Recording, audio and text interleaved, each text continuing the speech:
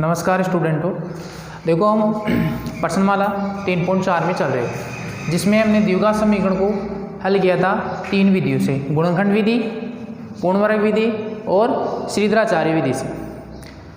तीनों विधियों से हल करके दो क्वेश्चन तो कर लिए थे, पहला और दूसरा। आज हम बात करेंगे क्वेश्चन नंबर 3 की। 2a से क्रमागत विषम धनात्मक पूर्णांक ज्ञात कीजिए जिनके वर्गों का योग 290 हो।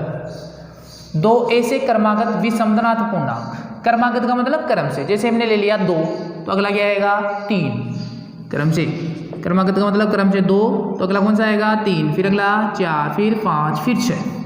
ये तो क्या है प्राकृत संख्याओं की क्रमागत है, लेकिन किसकी बात कराइए विषम, तो हमें विषम ही लेना है। तो विषम कौन कौन सा है 3, ऐसे विषम लेना है तो विषम क्रमागत कौन कौन से आते हैं 1, 3, 5, 7, 9, ऐसे क्रमागत लेना है। मान लो 1 ले लिया तो अगला कौन सा आएगा 3 ही आएगा, नहीं कि 5। 7 ले लिया तो अगला कौन सा आएगा 9। तो ऐसे दो क्रमागत विषम धनात्मक पूर्णांक ज्ञात करने जिनके वर्गों का योग कितना है 290। तो हमने मान लिया, माना कि दो क्रमागत विषम धनात्मक पूर्णांक, तो हमने पहला तो क्या ले लिया अक्ष, माना कि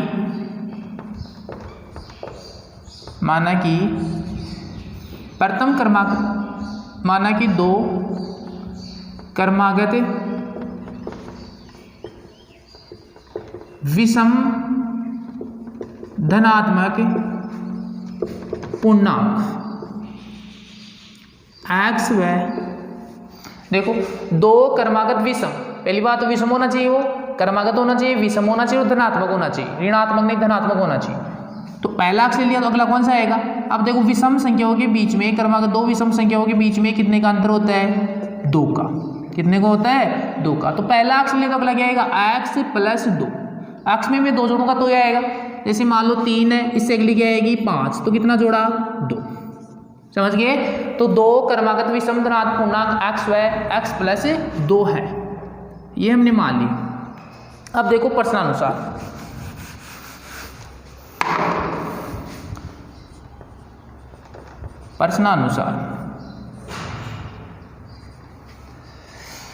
प्रश्नानुसार क्या कह रहा है, जिनके वर्गों का योग धनात्मक पूर्णांकों का वर्ग, तो पहला क्या है x, तो x का वर्ग प्लस, योग करना है तो क्या लगाएंगे प्लस, दूसरा क्या है x + 2 की होल घात 2, तो उनके वर्गों का योग, तो वर्गों का योग कर लिया हमने, बराबर कितना है 290, वर्गों का योग कितना है 290। अब खोलो इसको खोलेंगे तो क्या आएगा x² प्लस, इसको खोलेंगे तो a + b की होल घात 2, तो समीकरण कौन सी लग रही है a + b की होल घात 2 बराबर a² + 2ab + b², ये लग रही है। तो इस तरह से समीकरण लगा दी a² + 2ab + b²। तो a का मान कितना है x और b का मान कितना है यहाँ 2, तो a की जगह तो कितना रख दो x और b की जगह कितना रख दो इसमें 2, तो x का स्क्वायर प्लस 2 इंटू a कितना है x इंटू b कितना है 2 प्लस b² b का मान कितना है 2, तो 2 का स्क्वायर बराबर कितना 290। कितना हो गया यहाँ x² प्लस 2 दूनी 4x प्लस 2 का स्क्वायर कितना आएगा 4 बराबर कितना 290। देखो ये भी स्क्वायर वाला है और ये भी स्क्वायर है, तो x² और x² दोनों जुड़ रहे हैं, तो कितना हो गया 2x² प्लस 4x प्लस 4 बराबर कितना 290 किधर है दाईं तरफ, उठा के किधर ले आओ इसको भी बाईं ओर, इस साइड में ले आओ, तो 2x² प्लस 4x प्लस 4, तो ये प्लस का इधर है किसका हो जाएगा माइनस, तो माइनस 290 बराबर कितना, इधर क्या बचेगा 0। 2x² प्लस 4x, ये भी अचरपद है, ये भी क्या है अचरपद, तो माइनस 290 में से प्लस का 4 किया तो क्या बचेगा विपरीत चिन्ह हो, दो संख्याएं हो विपरीत चिन्ह तो हमेशा क्या होती है घटती है, तो 290 में से 4 किया तो कितना बचेगा 286, कितना बचेगा 286, और किसका बचेगा माइनस का, क्यों क्योंकि माइनस की संख्या क्या है बड़ी है, तो यहाँ भी क्या आएगा माइनस। पूरे समीकरण में 2 का भाग जा रहा है क्या, हाँ देखो 2 का यहाँ भी जा रहा है, यहाँ भी कट रहा है 2 से, यहाँ भी कट रहा है, तो 2 का भाग लगा दिया, तो यहाँ तो कितना आएगा x², यहाँ कितना आएगा 2x माइनस यहाँ 2 1 कम 2 8 में 4 बार और 3 143 बराबर कितना 0। यह हमें क्या प्राप्त हो गया द्विघात समीकरण। अब द्विघात समीकरण हो प्राप्त हो गया तो हम x और x प्लस 2 का मान ये पूर्णांक ज्ञात कर सकते हैं, तो x का मान निकाल सकते हैं। तो अब इसको किससे हल करना, कोई सी विधि से भी कर सकते हैं, गुणनखंड विधि से भी कर सकते हैं, पूर्णवर्ग विधि से भी कर सकते हैं, श्रीधराचार्य विधि से भी कर सकते हैं, जो अच्छी लगती है उससे कर सकते हैं। तो यहाँ हम किससे कर रहे हैं गुणनखंड विधि से। तो बताओ गुणा करने पर तो क्या आना चाहिए, a और c का गुणनफल देखो, a कितना है 1 और c कितना है -143, दोनों को गुणा करेंगे, इसको इससे गुणा करेंगे 1 से तो कितना आएगा -143, कितना आएगा -143। a और c का गुणनफल कितना आ रहा है -143 और x का गुणांक कितना है 2, x का गुणांक कितना है 2 प्लस का 2। तो आपको ऐसी दो संख्या ढूंढनी है जिनको गुणा करने पर तो कितना आना चाहिए -143 और योग करने पर कितना आना चाहिए प्लस का 2। बताओ ऐसी दो संख्या कौन कौन सी है, हमने निकाल ली। जैसे गुणा करने पर तो कितना चाहिए -143 और योग करने पर कितना आना चाहिए प्लस का 2। तो ऐसी दो संख्या ढूंढनी है।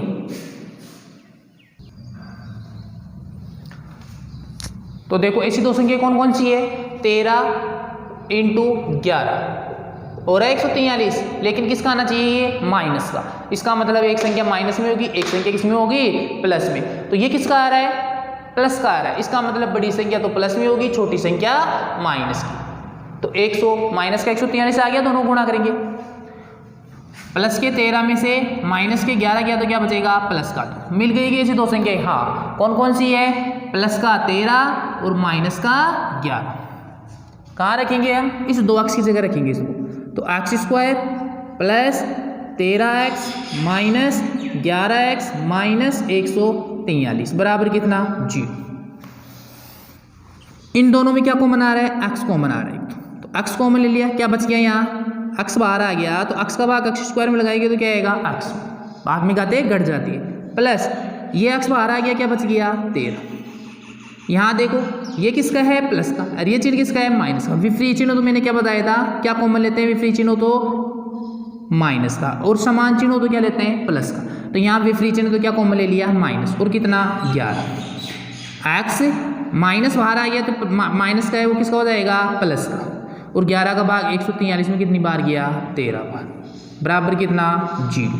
देखो ये और ये दोनों समान है क्या, हाँ इसका मतलब एक तो क्या आ गया गुणनखंड x प्लस 13 और दूसरा क्या आ जाएगा x माइनस 11 बराबर कितना 0।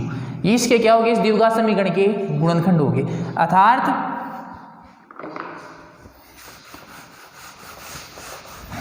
इसको भी किसके बराबर लेंगे 0 के बराबर, और इसको भी किसके बराबर लेंगे 0 के बराबर। अर्थात x प्लस 13 बराबर 0। तो x बराबर कितना हो गया, ये प्लस का इधर लेके जाएंगे किसका हो जाएगा माइनस। तो एक तो x का मान कितना आ गया -13, या दूसरा क्या है x -11। तो x -11 को भी किसके बराबर ले रहे हैं 0 के बराबर। तो x बराबर कितना हो गया, ये माइनस का इधर जाके किसका हो जाएगा प्लस का। तो x के मान में कितने प्राप्त हुए 2, एक तो x बराबर -13 और एक x बराबर कितना 11। लेकिन इन दोनों में से x बराबर -13 है, ये कौन सी संख्या है, ये कौन सी संख्या है, ये है विषम ऋणात्मक पूर्णांक। तो ये विषम ऋणात्मक पूर्णांक है, तो x बराबर -13 संभव है क्या, नहीं, तो ये तो संभव होगा नहीं। तो x का मान कितना आएगा -11। तो नीचे लिखो चूंकि x बराबर -13 को छोड़ने पर, क्योंकि यह ऋणात्मक पूर्णांक है, यह ऋणात्मक पूर्णांक है, इसलिए x का मान क्या होगा, x बराबर होगा 11, 13 नहीं होगा। तो x बराबर 11 आ गया। अब बताओ, अतः दो क्रमागत विषम पूर्णांक कितने आएगी, एक तो 11 आ गई तो लिखी जाएगी 11 प्लस 2 यानी कितनी हो गई 13। अतः लगाई लिख दो, अतः दो क्रमागत विषम धनात्मक पूर्णांक, विषम धनात्मक पूर्णांक कितनी है? एक तो 11, एक तो कितनी है 11, वह दूसरी कितनी है 11 प्लस 2, या दूसरी कितनी आएगी 11 प्लस 2, यानी कि कितनी 13, बराबर कितना 13। ओके, ये क्या हो गया हमारा आंसर। तो दो क्रमांक विषम धनात्मक पूर्णांक क्या है 11 व 13।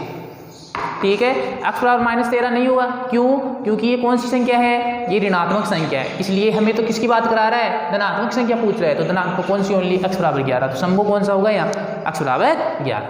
ठीक है, समझ में आ गया? दोबारा बताते हैं, एक बार दोबारा रिपीट कर रहा हूँ मैं। माना कि दो क्रमांक विषम धनात्मक पूर्णांक ले लिया, x व x प्लस 2, पहला अक्ष ले तो दूसरा अक्ष प्लस 2 ही क्यों लिया?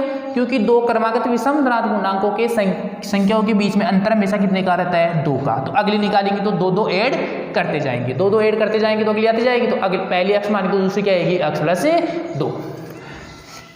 अब प्रश्न अनुसार जिनके वर्गों का योग कितना दे रखा है? 290, तो वर्गों का योग कर दिया, अक्ष का भी वर्ग कर दिया, अक्ष प्लस 2 का भी वर्ग कर दिया। यहाँ वर्ग कर दिया, अक्ष स्क्वायर a प्लस बी की होगा 2 से इसको खोलेंगे तो x square plus 2x into b plus b 2 square. ठीक है, तो x square plus x square, इन दोनों को गुणा करेंगे तो 2 दूनी 4x प्लस 2 का स्क्वायर करेंगे तो कितना आएगा 4, बराबर 290। 200 अलग कर लिया, अक्ष स्क्वायर जुड़ जाएगा 2 अक्ष स्क्वायर, 4x 4 290 को उठा के दिलाएंगे तो घट जाएगा, कितना आ जाएगा 2 अक्ष स्क्वायर प्लस 4x माइनस 286। देखो पूरा समीकरण 2 से कट रहा है क्या? हाँ, तो 2 का भाग लगा दिया तो यहाँ अक्ष स्क्वायर आ जाएगा, यहाँ 2 अक्ष आ जाएगा, यहाँ 2 का भाग लगाएंगे 286 में तो कितना आएगा 143। अब ये देखो द्विघात समीकरण आ गया, इस द्विघात समीकरण को गुणनखंड विधि से हल कर रहे हैं, तो गुणा करने पर तो क्या आना चाहिए? a और c का गुणनफल, a का गुणनफल तो कितना है 1, या तो कितना है 1, और c का गुणनफल कितना है -143, -143 को 1 से गुणा करेंगे तो कितना आएगा -143। गुणा करने पर तो ये संख्या आनी चाहिए, दो ऐसी संख्याओं को गुणा करो जिनको गुणा करने पर तो कितना आना चाहिए -143, और योग करने पर कितना आना चाहिए प्लस की 2। ऐसी दो संख्याएं बताओ जिनको योग करने पर तो कितना आना चाहिए -143, जिनको गुणा करने पर तो कितना आना चाहिए -143, और योग करने पर कितना आना चाहिए प्लस का 2। ठीक है, तो ऐसी दो संख्याएं कौन कौन सी है? प्लस का 13 और माइनस का 11। ये किसकी जगह रख देंगे? 2 अक्ष की जगह रख देंगे, तो 13 प्लस का 13x माइनस 11x -143। ऐसे कैसे? इन दोनों में कॉमन ले लिया, इन दोनों में कॉमन ले लिया, हल कर दिया। x बराबर -13 आया, x बराबर 11 आया, x बराबर 13 को छोड़ने पर यह संभव नहीं है क्योंकि ये कौन सा है? ऋणात्मक पूर्णांक है। अतः x बराबर 11, x का मान ज्ञात हो गया, अतः दो क्रमांक विषम पूर्णांक कितना होगा 11 व 11 प्लस 2 बराबर 13। ये हमारा क्या हो जाएगा आंसर। ठीक है, ये समझ में आ गया होगा। अब देखो चौथा क्वेश्चन, इससे अगला क्वेश्चन क्या है देखते हैं। देखो चौथा क्वेश्चन क्या है। क्वेश्चन नंबर 4 क्या है? दो संख्याओं के वर्गों का अंतर 45 है तथा छोटी संख्या का वर्ग बड़ी संख्या का 4 गुना है, तो दोनों संख्याएं ज्ञात कीजिए। हमें क्या दिया है? दो संख्याएं दे रखा है, एक तो बड़ी है, एक क्या है छोटी। दोनों संख्याओं के वर्गों का अंतर तो कितना दिया है 45। दोनों संख्याओं के वर्गों का अंतर तो कितना दिया है 45, जबकि छोटी संख्या का वर्ग बड़ी संख्या का कितना गुना है 4। तो हम अक्ष किसको माने? हम अक्ष किसको मानेंगे? बड़ी को या छोटी को? बड़ी को। क्यों? कारण क्या है? छोटी संख्या का वर्ग। इस छोटी संख्या का वर्ग कब ज्ञात होगा हमें? जब बड़ी संख्या ज्ञात हो। तो बड़ी संख्या ज्ञात कब होगी? इसको क्या मानना पड़ेगा हमें? x। तो छोटी संख्या का वर्ग बड़ी संख्या, यानी छोटी संख्या किसके ऊपर निर्भर हो रही है? बड़ी संख्या पर। तो अक्ष किसको मानना पड़ेगा हमें? बड़ी संख्या पर। तो हमने सोल्व किया इसको, माना कि बड़ी संख्या x है। हमने मान लिया, माना कि बड़ी संख्या बराबर x, इसलिए छोटी संख्या का वर्ग। देखो बड़ी संख्या x मान ली, तो छोटी संख्या का वर्ग क्या हो जाएगा? बड़ी संख्या का 4 गुना। छोटी संख्या का वर्ग क्या हो जाएगा? बड़ी संख्या का 4 गुना। तो 4 इंटू बड़ी संख्या, तो 4 का 4, बड़ी संख्या क्या मानी हमने? x, तो कितना आ गया 4x। तो बताओ छोटी संख्या का वर्ग कितना आ गया? 4x। अब देखो प्रश्नानुसार,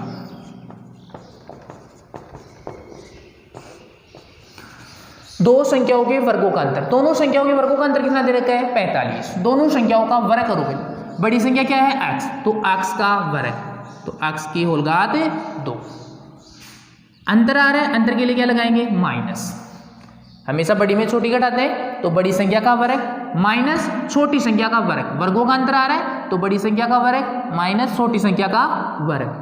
तो छोटी संख्या का वर्ग कितना है बताओ, छोटी संख्या का वर्ग कितना है 4x, छोटी संख्या का वर्ग, छोटी संख्या थोड़ी है 4x, नहीं छोटी संख्या का वर्ग है, तो छोटी संख्या का वर्ग कितना है 4x बराबर कितना है 45, ठीक है। तो x का स्क्वायर, तो x स्क्वायर माइनस 4x, 45 को उठा के इधर लाएंगे तो किसका है उधर प्लस का, इधर लाके किसका हो जाएगा माइनस, बराबर कितना 0।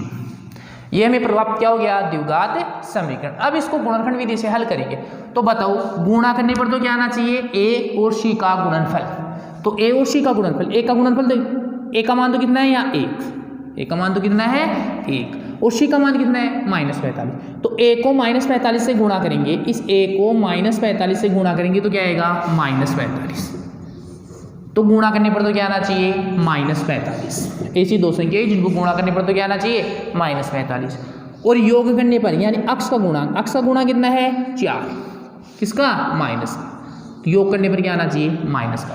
ऐसी दो संख्याएं बताओ जिनको गुणा करने पर तो क्या आना चाहिए -45 और योग करने पर क्या आना चाहिए -4, बताओ ऐसी दो संख्या, ऐसी दो संख्या कौन सी है 9 × 4, 9 × 5, 9 पंजे 45,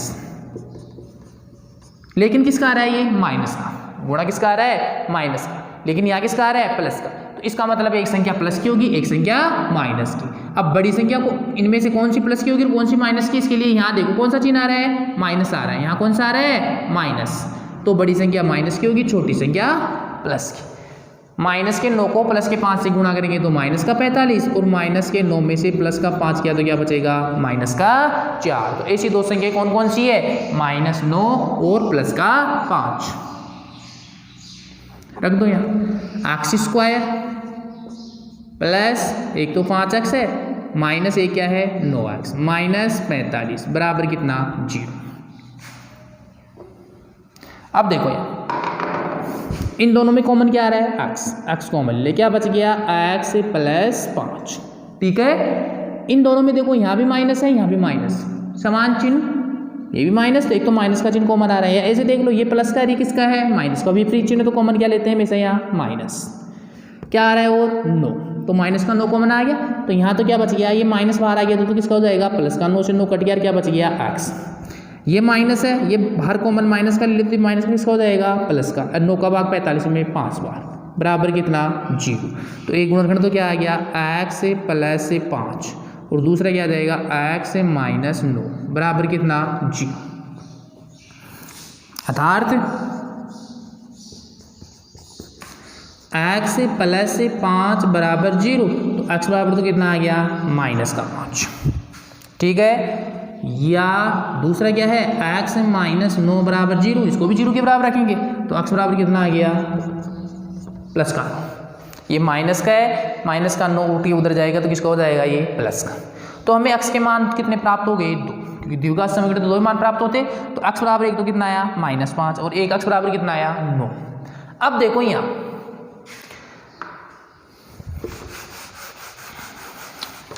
देखो x बराबर -5 है, x बराबर कितना है -5, ये संभव नहीं होगा, क्यों नहीं होगा, क्योंकि छोटी संख्या का वर्ग, अगर x का मान मैं यहाँ रखूंगा -5 तो यहाँ कितना हो जाएगा -20, कितना हो जाएगा -20, तो किसी भी संख्या का वर्ग ऋणात्मक हो सकता है क्या, नहीं, कोई सी भी संख्या हो हमेशा किसी भी संख्या का वर्ग ऋणात्मक नहीं होता है, हमेशा क्या आता है धनात्मक। तो इस छोटी संख्या का वर्ग -20 हो सकता है क्या, नहीं, तो इसका मतलब x बराबर -5 तो क्या है संभव नहीं है। तो नीचे लिख रहा चूंकि x बराबर -5 संभव नहीं है, इसलिए x का मान ओनली क्या होगा प्लस का, तो x बराबर कितना आ जाएगा 9, तो x का मान कितना हो गया 9। इसका मतलब कौन सी संख्या प्राप्त हो गई हमें, बड़ी संख्या तो प्राप्त होगी, इसलिए बड़ी संख्या। ये अतः लगा दो, अतः बड़ी संख्या।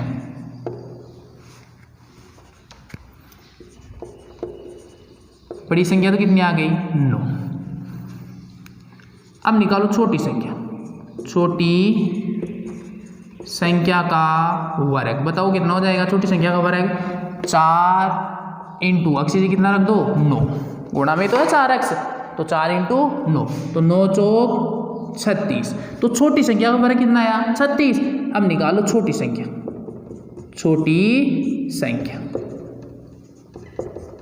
वर्ग बराबर कितना आया 36। तो छोटी संख्या क्या हो जाएगी बताओ? इसको छोटी संख्या का वर्ग लिखा हुआ, इसको मैं ऐसे भी लिख सकते हैं हम छोटी संख्या का स्क्वायर। बात तो एक ही है। तो छोटी संख्या बराबर, इधर से स्क्वायर हटाएंगे तो उधर क्या लग जाएगा रूट। तो 36 का वर्गमूल कितना आ जाएगा, और प्लस माइनस का चिन्ह भी आएगा। एक पक्ष से स्क्वायर हटाते हैं, दूसरे पक्ष में क्या जाता है प्लस माइनस का चिन्ह और वर्गमूल का चिन्ह। तो क्या आ गया प्लस माइनस 6। तो छोटी संख्या क्या प्राप्त हुई हमें? छोटी संख्या कितनी आई बताओ? Plus minus 6।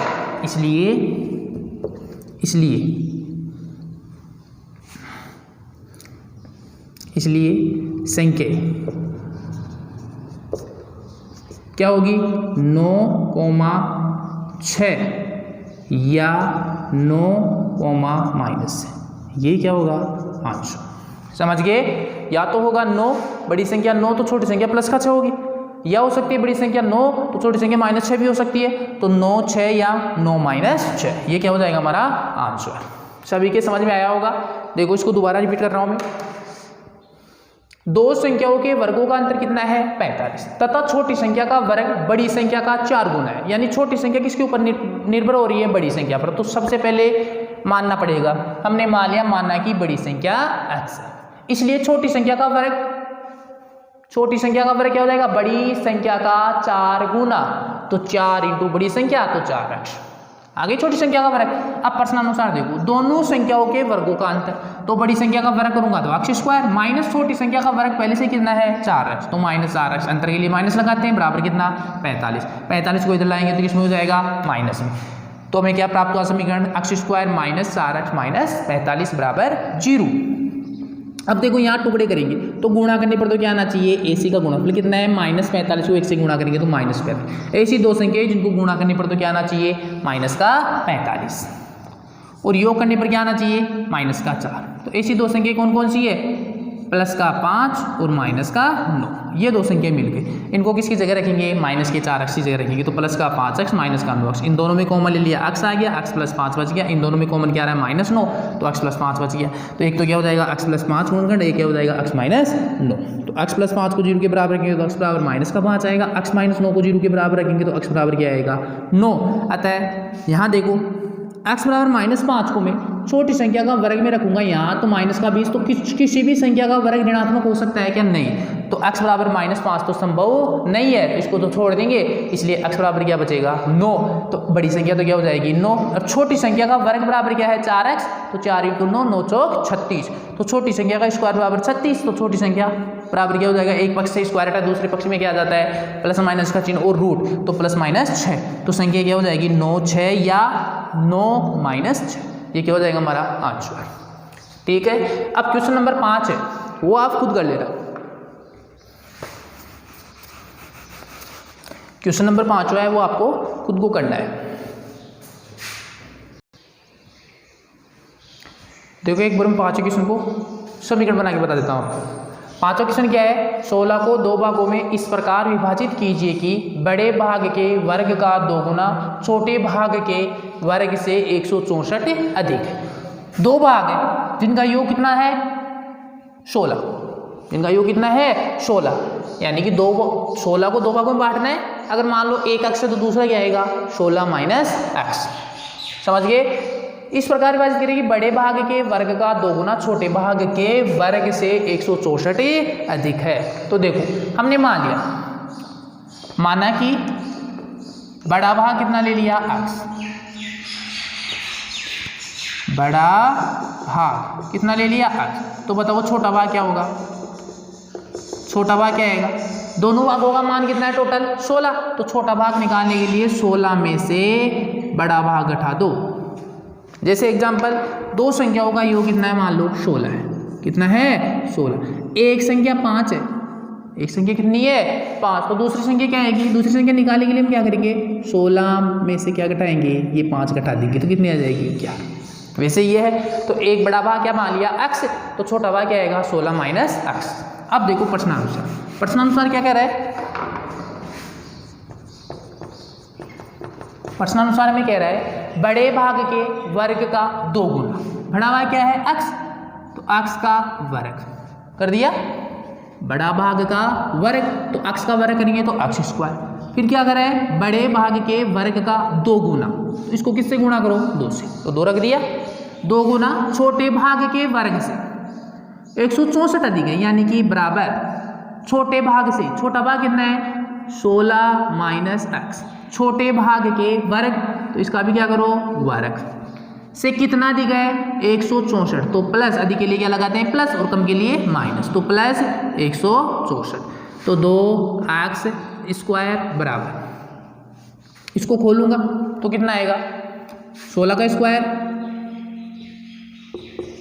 a minus B से खोल देंगे, a माइनस बी की होल का 2 बराबर क्या होता है a square minus 2ab plus b square, इससे खोलेंगे इसको, तो a का मान तो कितना है 16, तो 16 square minus 2 into a 16 into b कितना है x plus b square, b का मान कितना है x, तो x का स्क्वायर प्लस कितना 164, तो 2x स्क्वायर बराबर 16 का स्क्वायर 256 माइनस 16 दूना 32x प्लस x का स्क्वायर करेंगे तो x स्क्वायर प्लस का 164, ठीक है